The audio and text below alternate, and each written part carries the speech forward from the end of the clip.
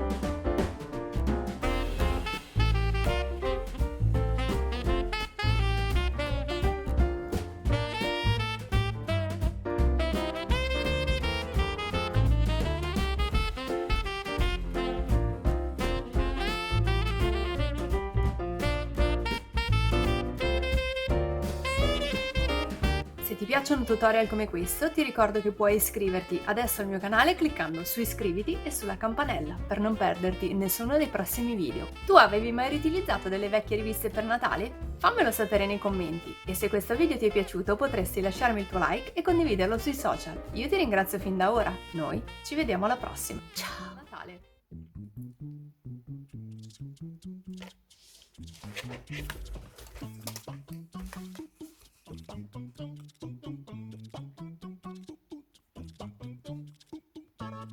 Tu avevi mai riutilizzato delle vecchie riviste?